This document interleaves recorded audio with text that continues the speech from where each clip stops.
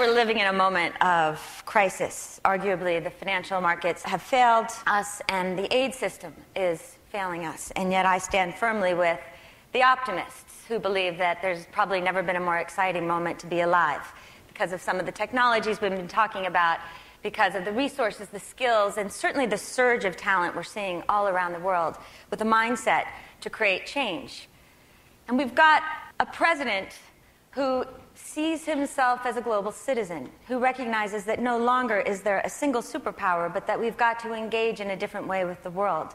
And by definition, every one of you who is in this room must consider yourself a global soul, a global citizen. You work on the front lines, and you've seen the best and the worst that human beings can do for one another and to one another. And no matter what country you live or work in, you've also seen the extraordinary things individuals are capable of, even in their most ordinariness. Today, there's a raging debate as to how best we lift people out of poverty, how best we release their energies. On the one hand, we have people that say, the aid system is so broken, we need to throw it out. And on the other, we have people who say, the problem is we need more aid. And what I want to talk about is something that complements both systems. We call it patient capital. The critics point to the $500 billion spent in Africa since 1970 and say, and what do we have but environmental degradation and incredible levels of poverty, rampant corruption. They use Mobutu as metaphor. And their policy prescription is to make government more accountable, focus on the capital markets, invest, don't give anything away. On the other side, as I said, there are those who say the problem is that we need more money, that when it comes to the rich, we'll bail out and we'll hand a lot of aid. But when it comes to our poor brethren, we want little to do with it. They point to the successes of aid, the eradication of smallpox and the distribution of tens of millions of malaria bed nets and antiretrovirals. Both sides are right. And the problem is that neither side is listening to the other. Even more problematic, they're not listening to poor people themselves. After 25 years of working on issues of poverty and innovation, it's true that there are probably no more market-oriented individuals on the planet than low-income people. They must navigate markets daily, making micro-decisions, dozens and dozens, to move their way through society. And yet, if a single catastrophic health problem impacts their family, they could be put back into poverty, sometimes for generations. And so we need both the market and we need aid. Patient capital works between and tries to take the best of both. It's money that's invested in entrepreneurs who know their communities and are building solutions to healthcare, water, housing, alternative energy, thinking of low-income people not as passive recipients of charity, but as individual customers, consumers, clients, people who want to make decisions in their own lives. Patient capital requires that we have incredible tolerance for risk, a long time horizon in terms of allowing those entrepreneurs time to experiment, to use the market as the best listening device that we have, and the expectation of below-market returns, but outsized social impact. It recognizes that the market has its limitation, and so patient capital also works with smart subsidy to extend the benefits of a global economy to include all people. Now, entrepreneurs need patient capital for three reasons. First, they tend to work in markets where people make $1, $2, $3 a day, and they're making all of their decisions within that income level. Second, the geographies in which they work have terrible infrastructure, no roads to speak of, sporadic electricity, and high levels of corruption. And third, they are often creating markets. Even if you're bringing clean water for the first time into rural villages, it is something new. And so many low-income people have seen so many failed promises broken and seen so many quacks and sporadic medicines offered to them that building trust takes a lot of time, takes a lot of patience.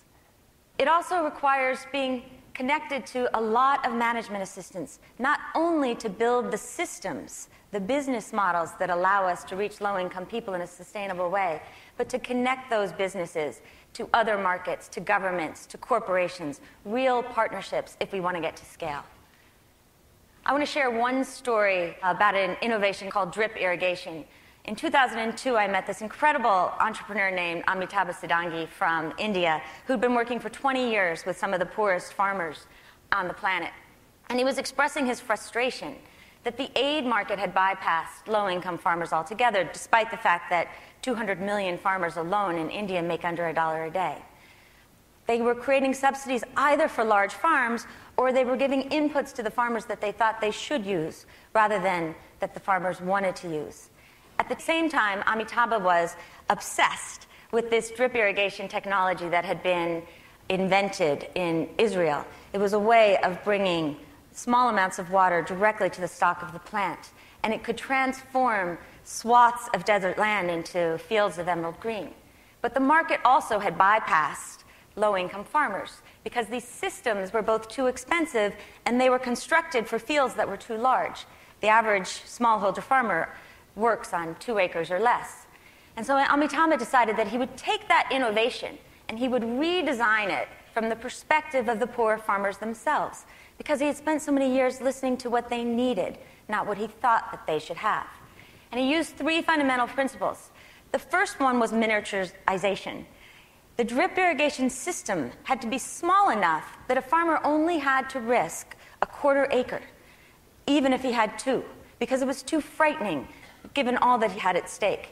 Second, it had to be extremely affordable. In other words, that risk on the 1/4 acre needed to be repaid in a single harvest, or else they wouldn't take the risk. And third, it had to be what Amitabh calls infinitely expandable.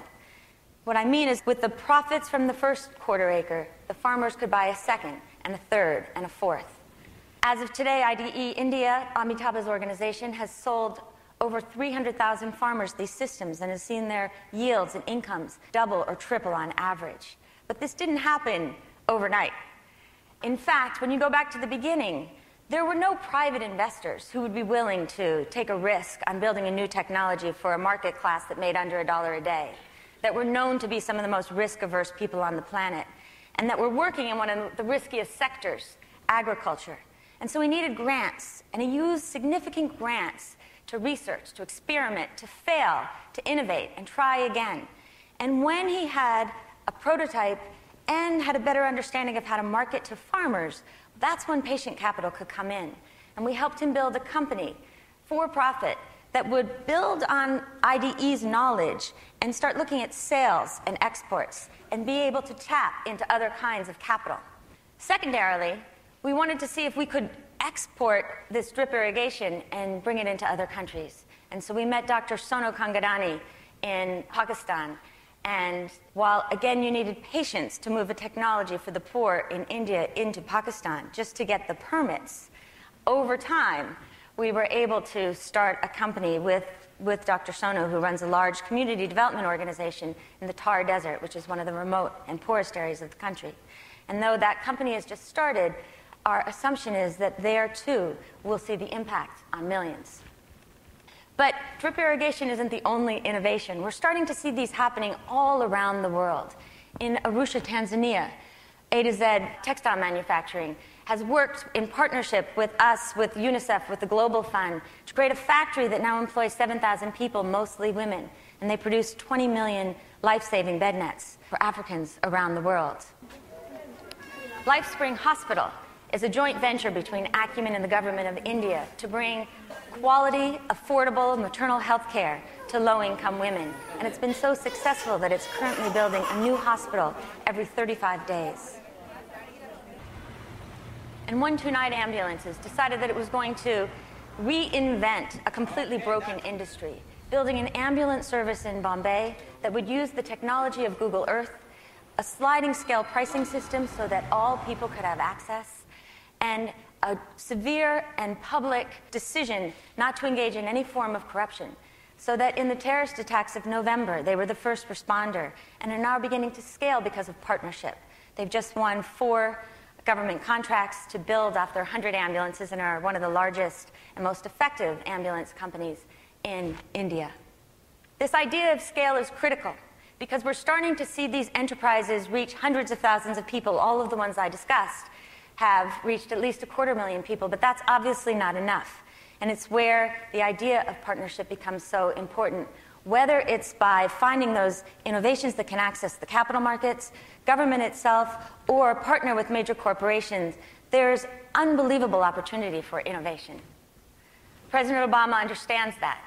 He recently authorized the creation of a social innovation fund to focus on what works in this country and look at how we can scale it. And I would submit that it's time to consider a global innovation fund that would find these entrepreneurs around the world who really have innovations not only for their country, but ones that we can use in the developed world as well. Invest financial assistance, but also management assistance, and then measure the returns, both from a financial perspective and from a social impact perspective. When we think about new approaches to aid, it's impossible not to talk about Pakistan. We've had a rocky relationship with that country, and in all fairness, the United States has not always been a very reliable partner. But again, I would say that this is our moment for extraordinary things to happen. And if we take that notion of a global innovation fund, we could use this time to invest not directly in government, though we would have government's blessing, nor in international experts, but in the many existing entrepreneurs and civil society leaders who already are building wonderful innovations that are reaching people all across the country. People like Roshani Zafar, who created one of the largest microfinance banks in the country and is a real role model for women inside and outside the country. And Tasneem Siddiqui, who developed a way called incremental housing, where he's moved 40,000 slum dwellers into safe, affordable community housing. Educational initiatives like DIL and the Citizen Foundation that are building schools across the country. It's not hyperbole to say that these civil society institutions and these social entrepreneurs are building real alternatives to the Taliban. I've invested in Pakistan for over 7 years now, and for those of you who've also worked there can attest that Pakistanis are an incredibly hard-working population, and there's a fierce upward mobility in their very nature.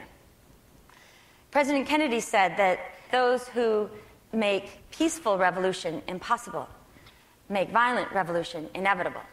I would say that the converse is true, that these social leaders who really are looking at innovation and extending opportunity to the 70% of Pakistanis who make less than $2 a day provide real pathways to hope.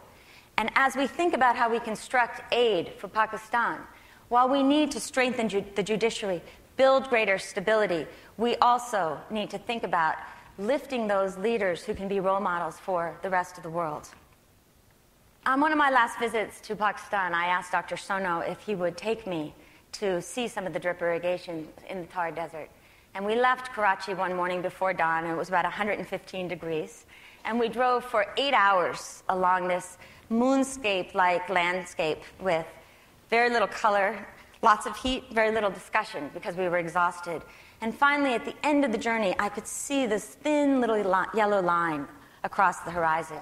And as we got closer, its significance became apparent, that there in the desert was a field of sunflowers growing 7 feet tall because one of the poorest farmers on earth had gotten access to a technology that had allowed him to change his own life. His name was Rajan, and he had kind, twinkly hazel eyes and warm, expressive hands that reminded me of my father. And he said it was the first dry season in his entire life that he hadn't taken his 12 children and 50 grandchildren on a 2-day journey across this desert to work as day laborers at a commercial farm for about 50 cents a day because he was building these crops. And with the money he earned, he could stay this year. And for the first time ever, in 3 generations, his children will go to school. We asked him if he would send his daughters as well as his son. And he said, of course I will, because I don't want them discriminated against anymore. When we think about solutions to poverty, we cannot deny individuals their fundamental dignity, because at the end of the day, dignity is more important to the human spirit than wealth. And what's exciting is to see so many entrepreneurs across sectors who are building innovations that recognize that what people want is freedom and choice and opportunity, because that's where dignity really starts. Martin Luther King said that love without power is anemic and sentimental, and that power without love is reckless and abusive. Our generation has seen both approaches tried and often fail. But I think our generation also might be the first to have the courage to embrace both love and power. For that is what we'll need as we move forward to dream and imagine what it will really take to build a global economy that includes all of us, and to finally extend that fundamental proposition that all men are created equal to every human being on the planet. The time for us to begin innovating and looking for new solutions across sector is now. I can only talk from my own experience, but in 8 years of running Acumen Fund, I've seen the power of patient capital not only to inspire innovation and risk-taking, but to truly build systems that have created more than 25,000 jobs and delivered tens of millions of services and products to some of the poorest people on the planet. I know it works, but I know that many other kinds of innovation also work. And so I urge you, in whatever sector you work, in whatever job you do, to start thinking about how we might build solutions that start from the perspective of those we're trying to help, rather than what we think that they might need. It will take embracing the world with both arms, and it will take living with the spirit of generosity and accountability, with a sense of integrity and perseverance. And yet these are the very qualities for which men and women have been honored throughout the generations. And there is so much good that we can do. Just think of all those sunflowers in the desert. Thank you.